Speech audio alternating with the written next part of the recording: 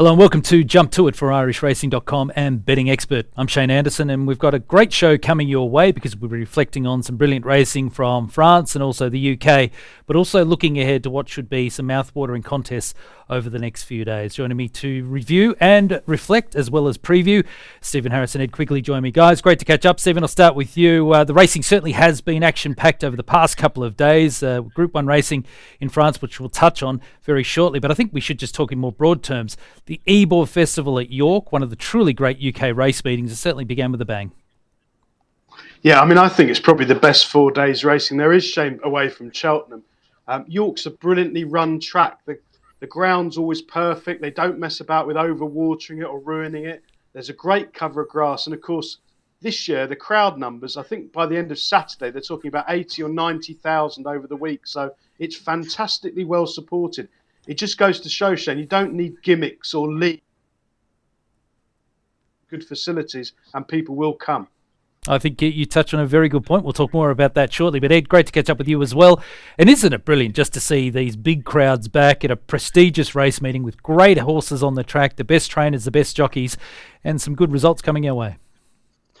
Yeah, absolutely, Shane. Yeah, the Knavesmire, absolute cracker, isn't it, York? One of my favourite courses. In-laws are up from not too far away from there, so on the rare occasions when I can get some time off, I end up going there just for the fun of it. It's a brilliant track, and the racing has been already top class from what we've seen this week, hasn't it? And it's, in my eyes, only going to get better. I mean, some wonderful contests set in store over the next few days. And yeah, York does Glorious Goodwood's fun, but seems to go on a little bit too long in my view, whereas York, for whatever reason, don't know how they do it, but they just seem to have the Ebor meeting just right, and long may it continue. All right, guys, we'll talk more about that shortly, but we've got a lot to reflect on from this past weekend because in Paris, or in France, I should say, on Sunday, we had at Deauville the running of the Prix Jacques Le Marois, which is over the mile course, and what an outstanding race, Stephen. Pier, who in many cases is the best horse in the world, he was brilliant again, nailing the outstanding 3-year-old over the concluding stages there. But what a brilliant race it was, and it certainly sets the scene for the final few months of the flat season. Yeah, so often, Shane, these races that are billed as a match, something comes and beats them both, or one of them runs really badly and disappoints, but these two really gave their running. I don't think Poetic Flair lost anything in defeat. I mean, there's one way of looking at the race, thinking they raced apart, and the way Poetic Flair rallied when headed by Pier, you might think if you backed it, it might reverse the form on another day. So they're two top-class horses. But the amazing thing with Poetic Flair, I think that was at 7th run in about 3 or 4 months, which is pretty incredible, all at top-level group company, and keeps coming back for more and seems to be getting better, if anything. A brilliant advert for Jim Bolger, even though a narrow defeat this time. It's actually a fascinating talking point, that, Stephen, because, from where I'm from in Australia, it is a very regular occurrence, particularly through the feature race periods, for horses to have a very busy, very condensed program. Basically, if a spring carnival in Australia, you'll see horses run 7 or 8 times through that period, basically backing up every fortnight. But it is a rare occurrence in Europe. But when you see a horse do it and thrive like what Poetic Flair has done throughout this season, it really is, it adds an extra dimension to the calendar, I think. Yeah, I mean, one of the things I personally prefer jump racing, I know Ed's the same, is that you get to know year on year the traits and the run styles of all these horses, what suits them best, which jockey, which course suits them. On the flat, it tends to be very fleeting and in a very compressed time over the summer in a few months, and then they retire them the following year. But we have been treated in recent years to horses like Batash, Stradivarius, and now we've got Poetic Flair. They are coming back year on year, and it looks like Mishrif, who we're going to come to in a minute, is another one who might come back next season. So this is a good development for racing. Ed, what's your assessment of Pier? I mean, he's only ever been beaten once, and there was a legitimate excuse on that occasion. That was in the Queen Elizabeth Stakes at Ascot last year when he lost, I think, 2 shoes in the run on wet going, and he got close, finishing 3rd on that occasion. Is he a legitimate champion? Is he the best in the world? In answer to your second question, tricky one to say. For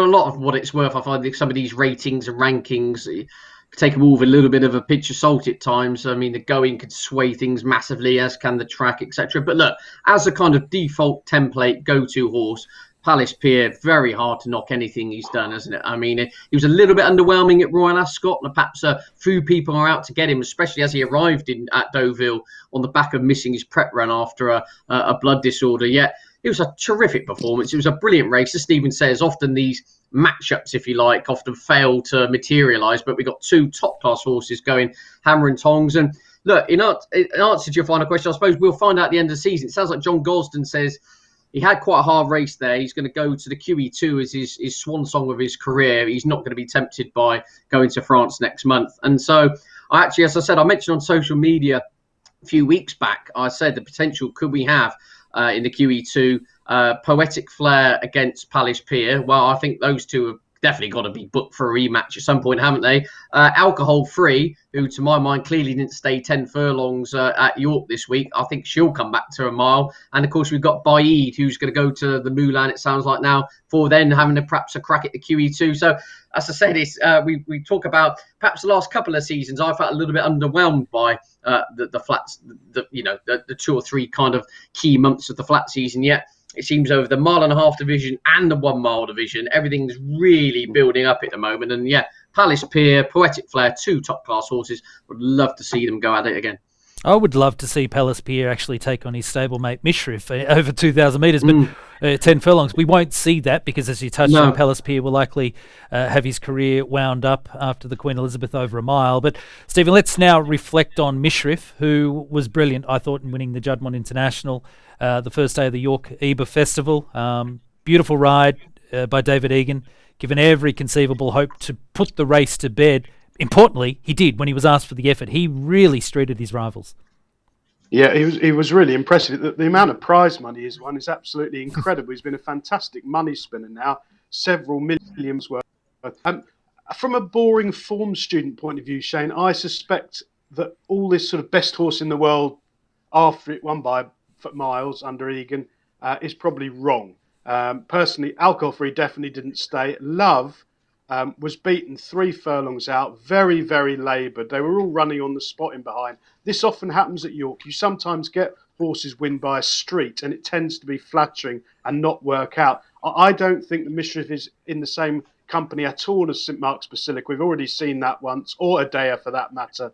I don't think there's suddenly been a massive amount of improvement. I think this was a very, very weak race on the day it turned out. So I wouldn't be getting too carried away personally. I just want to be clear on something. I know I have posed the question. I actually hate the talk about any horse being considered the best horse in the world. It's rubbish because you never really get the opportunity to see the best dirt horses take on, say, the best turf horses or so on. But in the case of Mishrif, he's a horse that has raced on multiple surfaces in multiple regions around the world, Ed, and he's virtually, if he's not winning the race, he's not being beaten by far. He's a pretty special horse in that regard, and there is a chance we might see him campaign through the rest of this season and through into next year where he'd be back as a 5-year-old.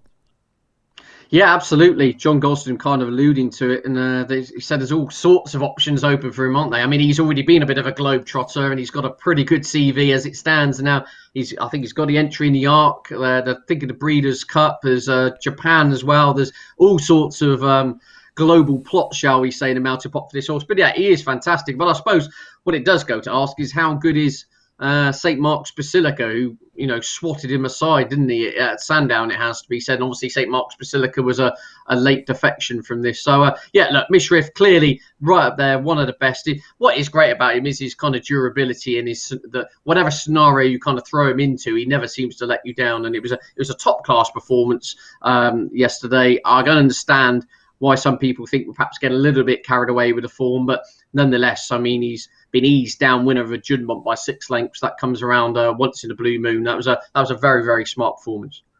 All right, let's talk more about the Arc, seeing that you referenced it there in your analysis of Mishrif. And Stephen, I'll bring you on to this point.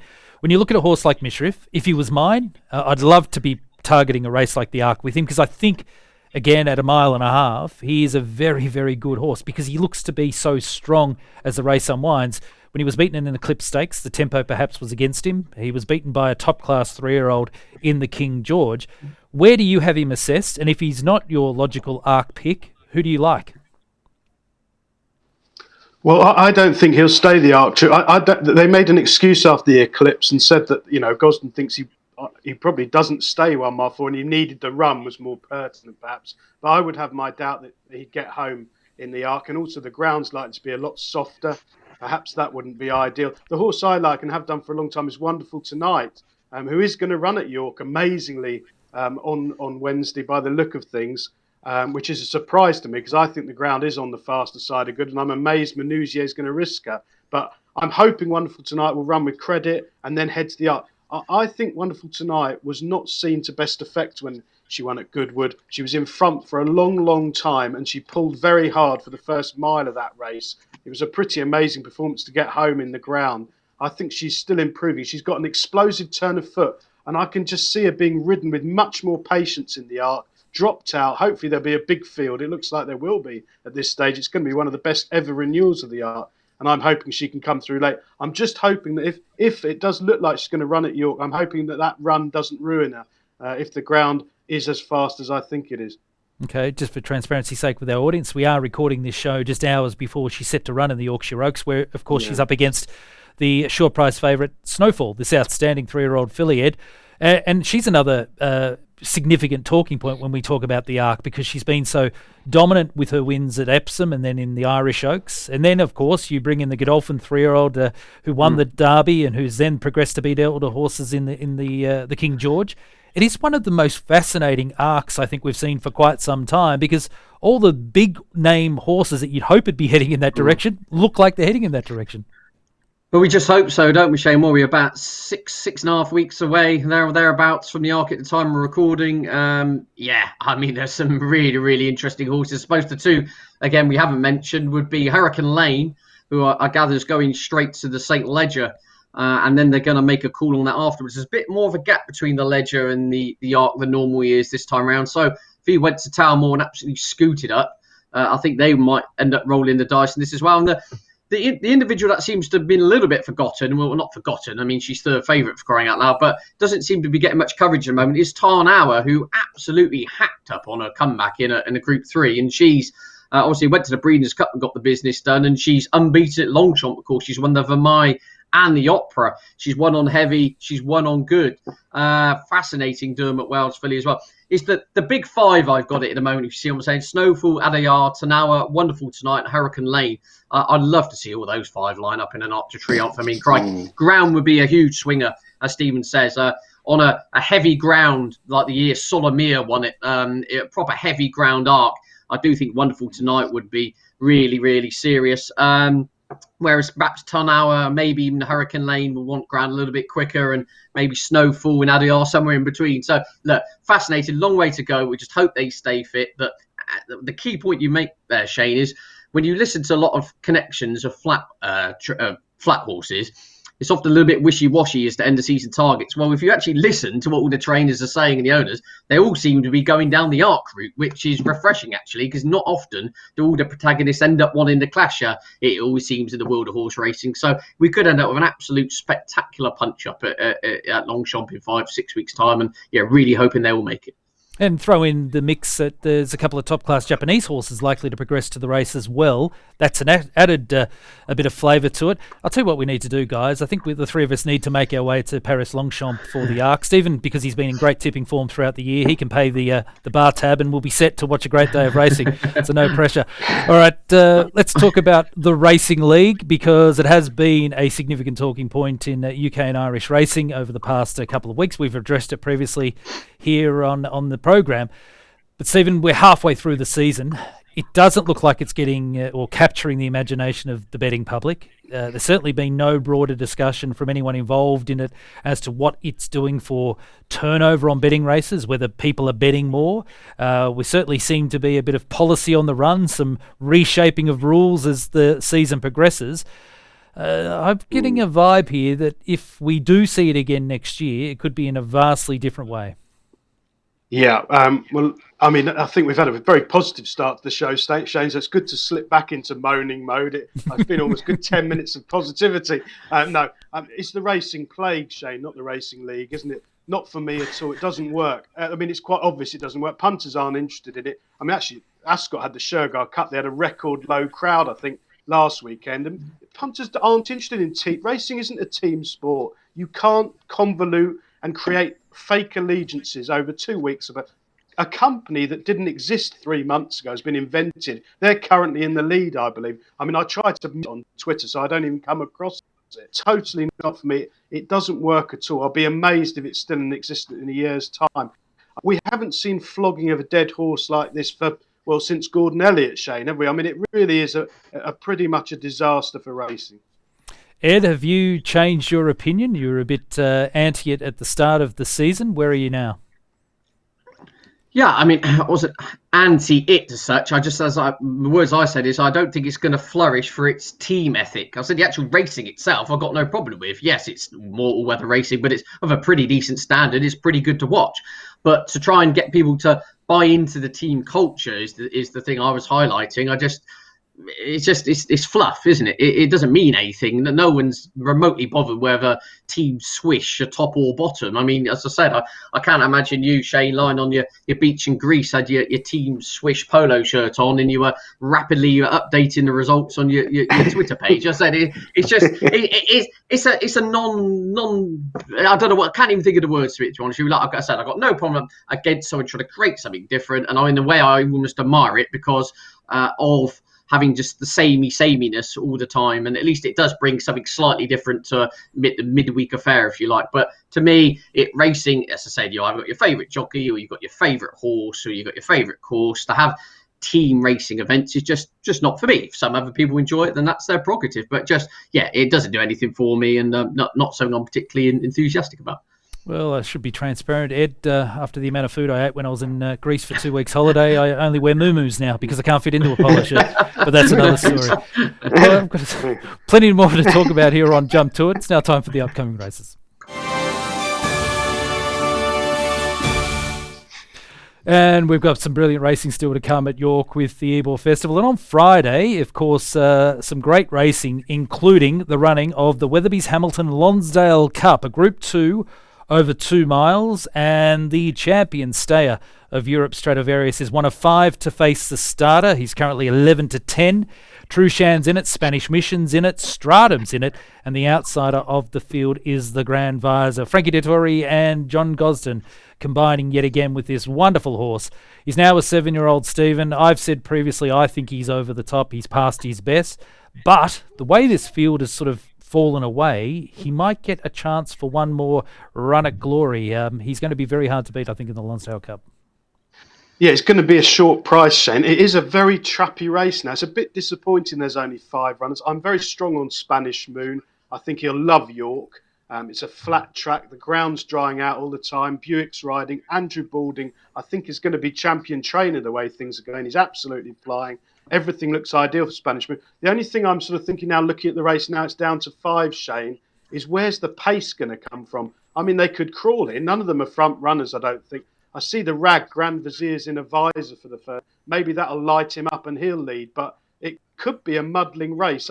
I suppose Stradivarius is probably the fastest horse. He's certainly got a devastating turn of foot. And there's no doubt that Dettori did make a very bad mistake. I think Gosden was actually furious after the race, although it's not been sort of made public. He was very annoyed indeed at the ride that Dettori gave Stradivarius. He was miles out of his ground. He wouldn't have won, but he probably should have finished a clear second, ridden with any sort of normality. That being said, as you said, he's getting old. He's 5-4 in what could be a tactical race. I thought Spanish Moon was the one to side, but I don't think the ground's right for Trushan. I'd be slightly surprised. Well, it looks like it's going to run. There's only a few runners, so maybe they'll risk it. And there's good grass covering at York, but the ground's going to be very fast by Friday. I think that'll be against Trushan. I think that'll be the weak one of the front 3 in the betting. Okay, you make some really good points there. Ed, what's your view?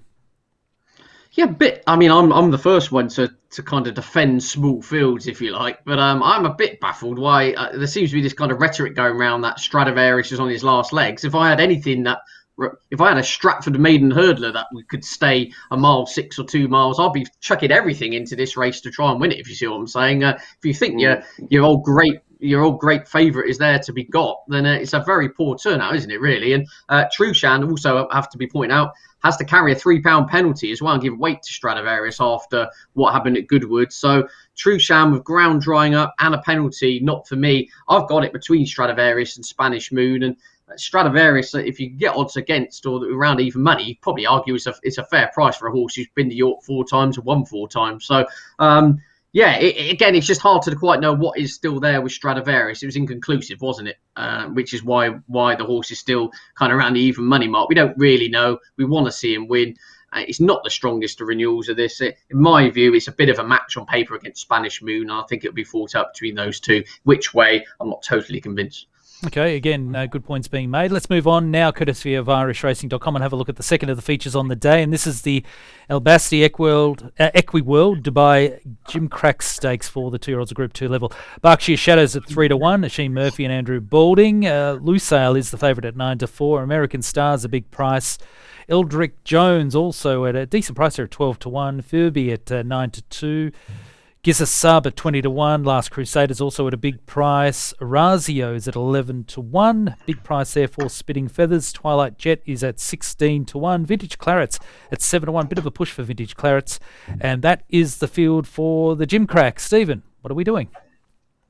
Yeah, I think this is a good race to have a bet in. The top two both have to give away the penalty. I like Fearby here of Ed Bethel. He's done well. He's taken over from his dad this season training, and I think he's really got some nice young horses. Fearby was devastatingly impressive on firm ground at Wetherby, which I like, because I think the ground's going to be really quick at York by Friday. Last time out at Goodwood, beaten by Armour, and if you watch that run back, Fearby was parked away from where the action developed.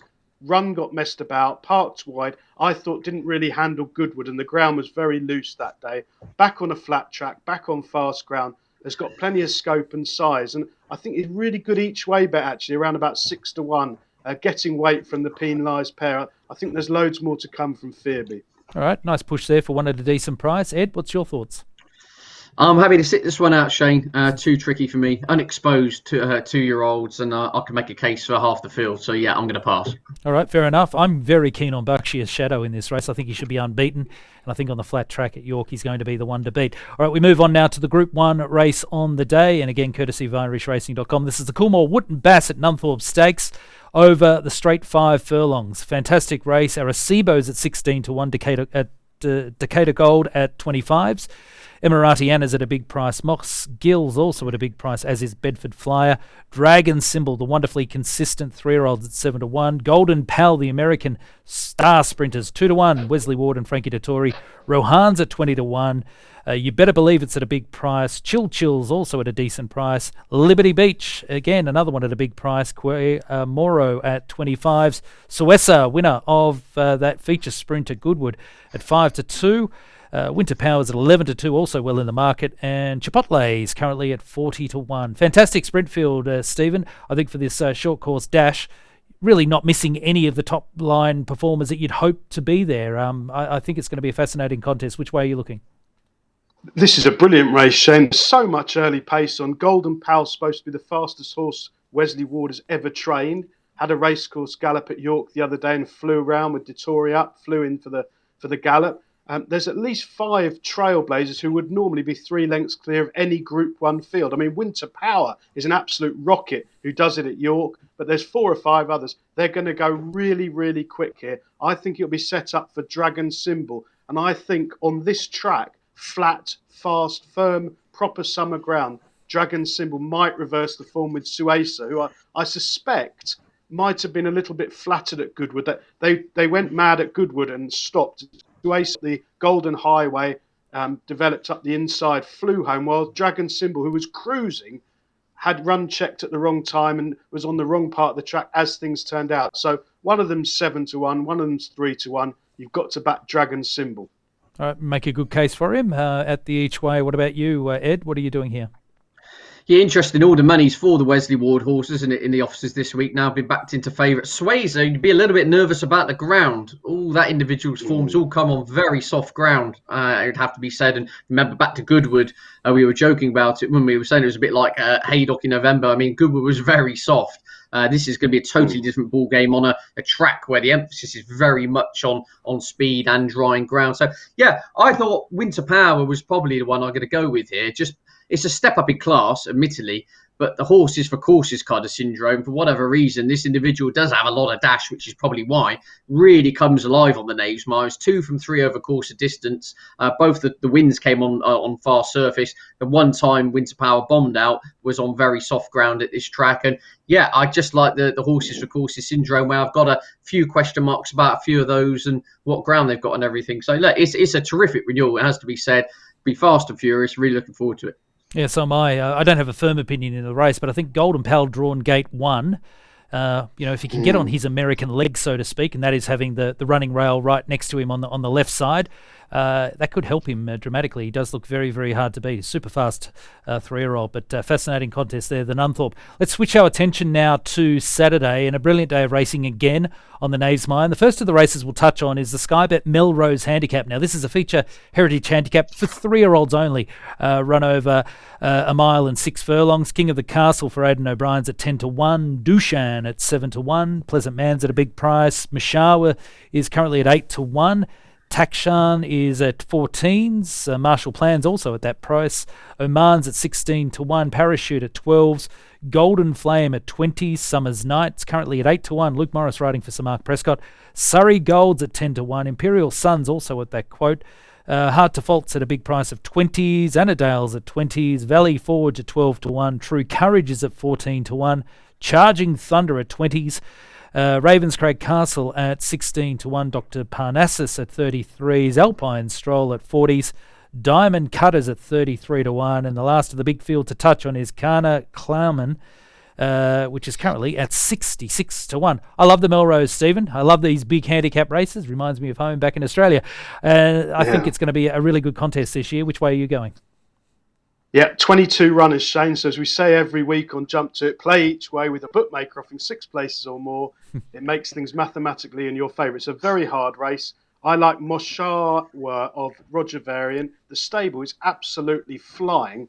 He can hardly train a loser at the moment, Varian. This one was chinned on his handicap debut at Newcastle on the all-weather, but I watched that run back this morning, and I don't think it was Jack Mitchell's finest hour. Newcastle on that surface is a funny track. He was dropped out last, and he never really landed a blow.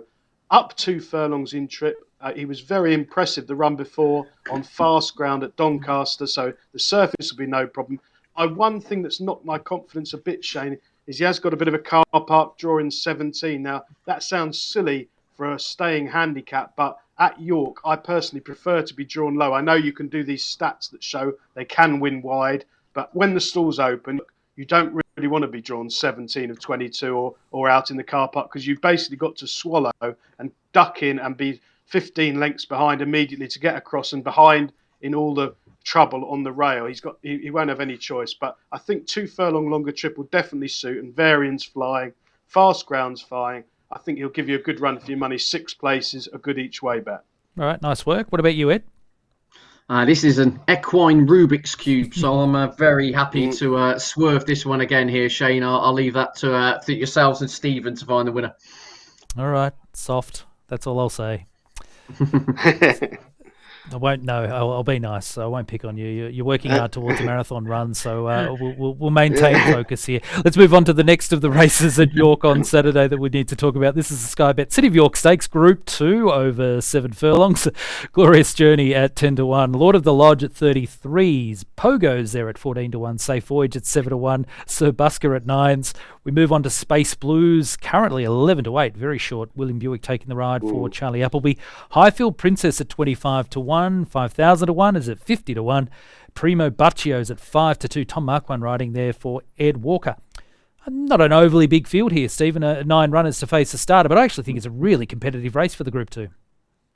Yeah, I mean, I'm surprised at the market here, Shane. I can see the logic of Space Blues. He's a course and distance winner on fast ground in the past. He's a prolific winner. He's been in Riyadh and Maidan. I'm not mad on horses who've been over there for the winter coming back. Very often it takes them quite a few runs to get back in the groove, or even a whole season and a proper rest. But he's a short enough price. He was a bit unlucky at Goodwood and the ground was too soft for him. And I can see the logic without wanting to take 11-8. I thought Glorious Journey was very overpriced here. I see it drifted out to 10, 11, 12-1 for looking. You have to forgive a poor run, but that was at 6 furlongs in the July Cup behind Starman, a horse we like on this show. I think he was run off his feet there. If you watch his run back before at Newmarket in the Criterion, when he absolutely hosed up, he reared leaving the stalls. And I sort of did watch it back twice because I thought, how's he won? Because he really did cut through the field impressively at 7 furlongs, which is a specialist sort of distance. And back at this trip on a flat track, I think he'll go really well. I think he might be a good each way bet against a short price favourite. Making a good case here, and just having a look at the barrier draw coming through, he's drawn barrier number 4, so that'll give the jockey a few options early to have him perhaps in the running line, just trailing the speed. But he certainly does look a good bet. What are you doing here, Ed? Yeah, well, I'm going for a Pogo. Any fans of a bit of Armenian metal, System of a Down will really enjoy that song, as do I when I'm in a nice relaxing mood on a Sunday. Put that on to keep the neighbours in good check. But I thought this is a really interesting individual who's only beaten 5 lengths by Palace Pier at Royal Ascot. And in my mind, I've always had Pogo down as I should say a 7.5 furlong horse. I think the horse just about gets a mile, but I do think the old Petrolite comes on to some extent. Back to 7 furlongs here. Has a very good record at 7 and has won at the Knavesmire, and the ground will be spot on. It was a double figure price. Pogo was definitely one I was interested in there. All right, nice push for Pogo from Ed as we go on to the big race of the day. And this is the Sky Bet Ebor Handicap. Again, over 1 mile and 6 furlongs. Fascinating race. Got a long and wonderful history. Yukon Glen is at 20-1. Great to see the old boy in the race. Fujiara Prince at 14-1, Ilarab at 10s, Away He Goes at 16s, Eagles by Days facing the starter there at 25s, Hamish at 8s, Elanax at 20-1, Mekong's at a big price, a Blue Cup 33-1 for the David Menuzier Galloper, Sunny Boy Liston at 8-1, Roberto Escobar's at 16s, Max Vegas at 33s, Pablo Escobar, so good to see the brothers Escobar there, at 25s, Humanitarian at 16-1, Mount Leinster at 12-1, Global Storms at 12-1, Tribal Craft is at 11-1, On to Victory currently at 20-1, Safi Osborne with the ride, Moran's at 14s, Quickthorn is currently 16s, then we get to Makawi at 40-1 and Shanro also at 14-1. Well, great race. Probably the big talking point is the fact that we haven't got Live Your Dream, who's currently out of the field there. I think is the first reserve in the race, but would probably be the short price favourite, or at least the favourite, Stephen, if can gain a start. Been in very good form this season. And Sextant, the other one, they're at a big price. But a great race, the Ebor, as it is each and every year, one of the biggest and toughest betting races we have on the flat calendar. Have you got an assessment? Yeah, you're right about Live Your Dream. So I don't think that's ideal for punters, that I must admit. I'm not sure when the cut-off decision will be made. I assume it'll be before Saturday. He would be 7-1 favourite looking at the markets, but must be doubtful whether anything will be pulled out. I really like one here, and it's Alan King's On to Victory. Lots of positives. Good draw in stall 8. That's fine. Stays the trip well. I went back to 2017 to find him running really well at York in the Melrose Handicap over this course and distance when finished 4th of 17, finishing like a train. So York on fast grounds, no problem. Has run 2 very creditable races this season, particularly on the first occasion. Last time out, parked in a poor position at Goodwood. But first time out, Shane, On to Victory finished second behind Hookham, who's gone on to frank the form, hard held twice in top group company. So for me, that's very good form, although perhaps slightly flattering. But On to Victory. The icing on the cake for me is Safi Osborne, first time booking, a very, very good claiming jockey. Get a good early position. They're bound to go a really strong gallop. I think On to Victory is 20 or 25-1. I'd happily take 20 each way if you can get 6 places, Shane. I think it's a really good bet. Like it. Sounds good to me. What about you, Ed? Well, yeah, this race has had a bit of a wide open feel thrown into the mix here with the fact the Jolly might not make the cut, and Saudier, the Galway hurdle winner, I believe was due to run and now isn't. So kind of 2 of those right at the top of the market have gone west, it would appear. So yeah, very wide open race. I'm just throwing a few pounds here at Blue Cup for our man David Menuzier, the greatest French import since Michel Roux. And I just really like this horse going up to mile 6. It's a total shot in the dark. He's admitted himself in terms of the trip. The horse has never been beyond 10 furlongs. Goes up in distance here, but the 2 times when the horse has won recently at Sandown and at Epsom was absolutely power clear in the closing stages, looked full of running. And also, the horse can have a tendency to be rather slowly away and fluff the start. And David Manutier said that's not by design, the kind of drop him back and hold him up and then come with a late rattle. The horse is just a bit slow to get going. So given that York is the type of home straight where you can kind of really wind them up over those staying trips with a long home straight, I think it will suit him. Look, it's 33 to 1 shot. May totally fall in a hole when getting to about the 12 furlong marker. But at 33, I think David Egan's been booked to ride. Obviously, he's full of confidence this week and thought was worth. The horse is not well handicapped at all, but there could be more improvement over this trip would be the key point here. So I thought at the price, I can't really ignore it. All right, jump to it. Slowly evolving into becoming the David Manuzio fan club. So with you and Stephen regularly now pushing up for the French trainer. Let's switch our attention. We've talked about York. We've now also got some good racing coming at Sandown, including the running of the Betway Solario Stakes, a Group 3 for the 2-year-olds over 7 furlongs. Current market has Atherby at 33 to 1, Austrian Theories at 6 to 1, Cresters at 12s. Great Max at 6 to 1. Reach for the Moon is a 2 to 1 on favourite. Frankie Dettori for John Gosden, son of See the Stars. We've got Rerouting at 14 to 1 and Star from Afar currently at 10 to 1. So a field of 7 for the Solario. Stephen, give us your assessment. Yeah, I like Andrew Balding's filly down the bottom here, Star from Afar. She gets the weight off the Colts and Geldings. She was unfancied and thought to need the run before her debut at Newmarket. She scrambled home there, but she showed a nice turn of foot when she finally grasped what was required, and that form has worked out well, the second and fourth have won since. So while this is a big jump up in class, she gets the weight all round. Andrew Balding, absolute flying. I think he's going to be champion trainer with a bit of luck. Obviously, the favourite's going to be hard to beat. The horse the favourite beat, Harrow, has come up and won at Foss Lass and is very strongly fancied for a race at York earlier in the week. We'll have to wait and see how that one gets on. But yeah, obviously Richmond would be hard to beat, but at the price is Star from Afar for me. All right, the filly on top from Stephen. Ed, give us your assessment. Splinters in my backside here, Shane. Yeah, sitting this one out. No view, no convincing view, so won't put anyone away. All right, no pressure. You can save your tip for this race, and that is, of course, the Atalanta Stakes, another race sponsored by our good friends at Betway. And currently for the fillies and mares Group 3, we've got a field of 11. Juska is at 20 to 1. Mamora is at 7 to 1. Walayak's at 13 to 2, Oria's at 13 to 2, Ilicato's at 16s, Indigo Girls currently at 11 to 4, Frankie Dettori for John Gosden, Muamore at 9 to 1, and Potapova's currently at 7 to 1, so Michael Stout's filly. Rosemary and Times at a big price, Saffron Beach at 5 to 1, and Ville de Grace at 20 to 1, so Michael Stout and Richard Kingscote. All right, Stephen, give us your assessment for the fillies and mares contest. I think this is a very trappy race, Shen, and I should have said before when we were talking about Sandown that obviously live just down the road from Sandown. The weather forecast isn't wonderful. There is rain on Friday and Saturday, like 80% chance, so that could ease things. I would imagine they've dried out. There'll be good ground at the moment, but just be careful there. The one I liked in this race, very small stakes. I'm almost sitting on the fence there here, but Mamora has perhaps not really liked Epsom or Goodwood in 2 runs this season. If you go back to her run last time at Sandown, over a mile, last season, she made all the running and pulled out extra. That's arguably the best form on offer here. If she can get back to that kind of level, back at a mile, back on decent ground, then she could be hard to beat. But tiny stakes and low confidence in this one. Yeah, you make a good point there for Mamora, though. I was sort of been with her all the way through this campaign, and just a nice, gentle reminder that Sandown could be her track. Ed, give us your assessment.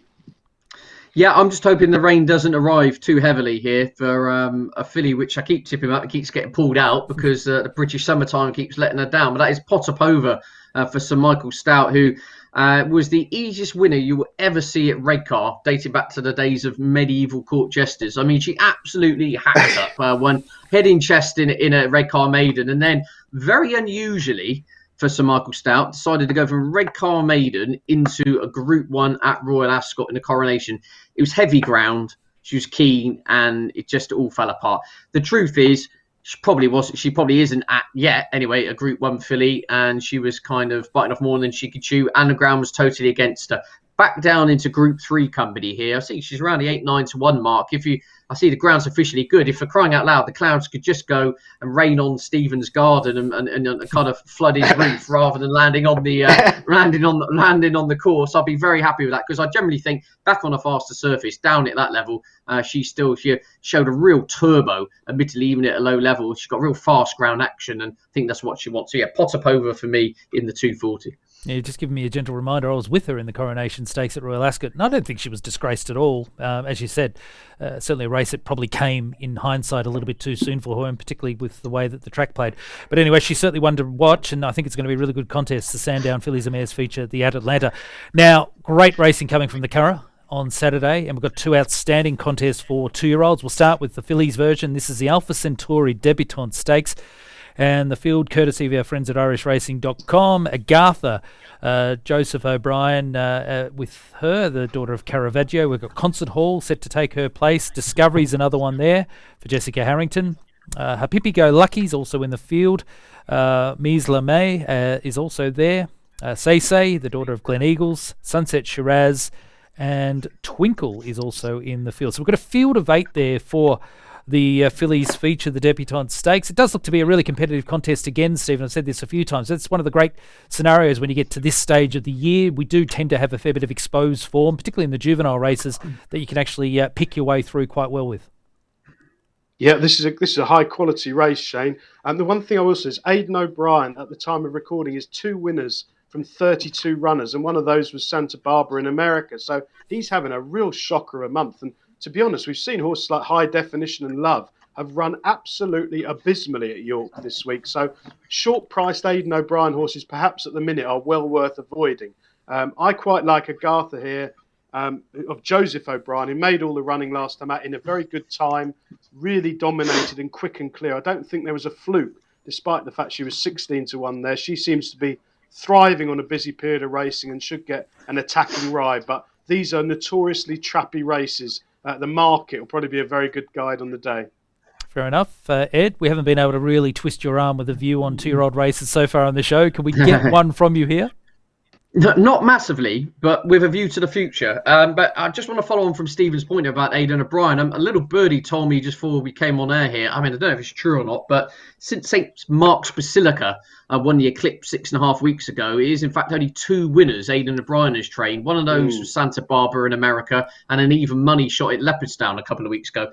Definitely a malaise of some sort, which doesn't seem to be getting flagged up very much in the media here going on. I mean, it's unusually bad numbers. You know, these are not 33 to 1 shots running for a bit of experience. These are high-class individuals from the Ballydoyle team getting absolutely stuffed. So there's something strangely amiss there. So what I'm going to do is couple in. We've got Concert Hall in the race after as well. We've got Point Lonsdale due to go to post, 2 of which I think are both high horses or high-class potential. Wouldn't be shocked if they ended up bombing out here, and I wouldn't want to be taking their prices around even money or whatever they are. But with a view to the future, Concert Hall especially, I mean, Point Lonsdale's been well documented, that horse's claims, but Concert Hall I think would be really interesting over a trip, in a similar vein to how Snowfall kind of developed this season. Her dam was, of course, who won the Oaks. And when you look at how Concert Hall won last time, it took an age to get going over the 7 furlongs, but was well on top at the end. I see Concert Hall's around 33 to 1 for Epsom next year. I don't think that's the daftest price in the world, personally, because I can only see her going up in trip rather than staying at around 7. In fact, by the start of next season, I don't think a mile will be far enough for her. So, yeah, I will not be getting involved. A massive worry about the well-being of some of these Aidan O'Brien runners at the moment. And it doesn't seem to be kind of flagged up, or no one really seems to be pushing any buttons on it, because there is definitely some form of malaise there. But, yeah, Concert Hall, Point Lonsdale, I think should both win on form. Nonetheless, 2 top-class individuals for the 3-year-old campaign, and that's why I'm interested in them. All right, you referenced Point Lonsdale. Let's have a look at the race he is contesting. It's the following race at the Curragh, and this is the Irish EBF Futurity Stakes, named in honour of the legendary Galileo. Group 2, small field of 6, Manuet Cord for Jim Bolger and Kevin Manning, Maritime Wings for Joseph O'Brien, Point Gellibrand, again, Joseph O'Brien, owned by Australian Interest, Lloyd Williams there. Point Lonsdale, who I actually think is the best 2-year-old in training. I'm hoping he can run to his best form there on Sunday. The Acropolis is also there. For those of us being in Greece, Stephen, we might have to have something on him. And the Entertainer, another one for the field of 6. So Aidan O'Brien with 3, Joseph O'Brien with 2, Jim Bolger with 1. The big names are there, but I think potentially from a pace perspective in this race, it could be a little bit trappy, seeing how they sort of work their way into positions early on. Yeah, I mean, I would imagine, Shane, we haven't seen any prices. I'm not sure any of the firms are up yet, but Point Lonsdale would presumably be a long odds-on favourite, I would think, looking at this race. You'd have to be a brave person, as Ed's just said, with those stats to bet long odds on it. Aidan winning with anything at the moment. So while Point Lonsdale has looked, I think you're right. He is the best 2-year-old so far by some way as well, and he's probably got the potential to do a lot better next season when he goes over a longer trip. I would imagine that'll be on the agenda. But the one I'll say to watch, I'm not saying it's a bet, but Point Gellibrand of Joseph O'Brien. If you watch that debut run back, now they all finished in a heap. It was only a maiden, and he was 10-1, so relatively unfancy. He was an unnaturally unlucky loser of that race, and it's very significant that Joseph has gone straight into a Group 2 rather than pot hunting in a maiden in Ireland, where he'd have been a long odds-on favourite himself for almost any maiden. He was extremely eye-catching. He's definitely a horse to keep an eye on anyway. I'm sort of hoping that maybe you'll be able to back him without the favourite. You might get some decent value there because he's a horse of a lot of potential. All right, that's our look at the upcoming races. It's now time for the tips of the week.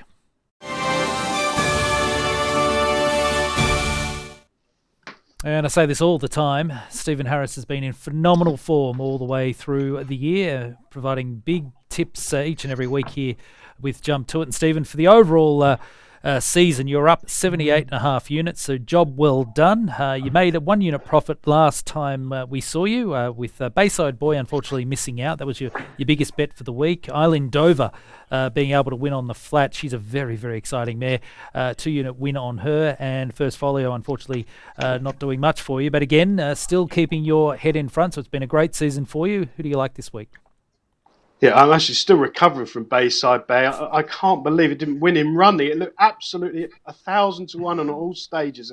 Just got mugged on the line, Shane. But there we go. On to this weekend. The 2 horses I've already mentioned. I like Glorious Journey in the 3 o'clock at York. Back to 7 furlongs.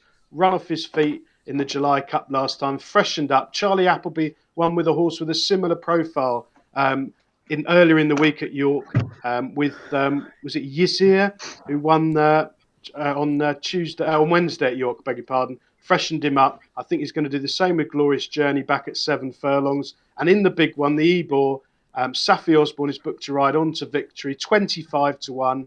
Personally, I think maybe each way if you can find 6 places, but for the purposes of the programme, win only. I think with any luck in running on to victory is bound to go really well.